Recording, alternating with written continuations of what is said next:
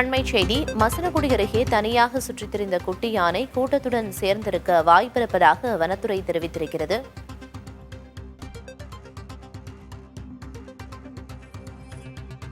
கூடுதல் விவரங்களை வழங்குவதற்காக செய்தியாளர் மகேஸ்வரன் இணைப்பில் இருக்கிறார்.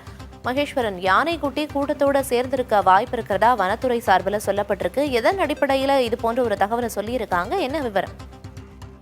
பிரியதர்ஷினி, இந்த குட்டி யானை நேற்று காலை மாயார் பகுதியில் தாயை பிரிந்த நிலையில் சாலையில் சுற்றித் திரிந்தது. அந்த பகுதி முழுவதும் வனத்துறையினர் ட்ரோன் கேமராக்கள் உதவியுடன் தாய் யானை இருக்கிறதா அல்லது வேறு கூட்டத்துடன் கூடிய யானைகள் இருக்கிறதா என தேடி பார்த்தனர். ஆனால் கண்டுபிடிக்க முடியவில்லை. மாலை இந்த யானை மாயார் பகுதியில் இருந்து மசனகுடி பகுதிக்கு இந்த குட்டி யானை ஓடி வந்து விட்டது.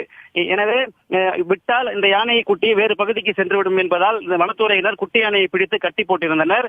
இரவு வனத்துறை வாகனம் மூலமாக வனப்பகுதிக்குள் இந்த குட்டி யானையை கொண்டு சென்று அங்கு ஒரு யானை கூட்டத்தை கண்டு அந்த இடத்தில் குட்டியை விட்டு வனத்துறையினர் திரும்பி வந்தனர்.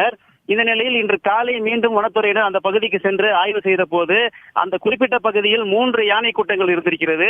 3 யானை கூட்டங்களிலும் குட்டிகள் தென்பட்டிருக்கின்றன. குறிப்பாக ஒரு கூட்டத்தில் நேற்று தாயை பிரிந்த நிலையில் சுற்றித் திரிந்த அதே அளவுடைய ஒரு யானை குட்டியும் இருந்திருக்கிறது. எனவே அந்த யானை குட்டி அதுவாக இருக்க வாய்ப்பிருப்பதாக வனத்துறையினர் கருதுகிறார்கள். தொடர்ந்து 3 குழுக்களாக வனத்துறையினர் தற்போது அந்த யானை கூட்டங்களை கண்காணித்து வருகிறார்கள். அதாவது மற்ற பகுதிகளில் யானை குட்டி தனித்து இருக்கிறதா என்பதையும் தேடி வருகிறார்கள். எனவே இன்னும் ஒரு சில மணி நேரங்களில் தாய் யானையுடன் குட்டி சேர்ந்து விட்டதா என்பதனை வனத்துறையினர் உறுதிப்படுத்தி தகவலை தெரிவிப்பார்கள்.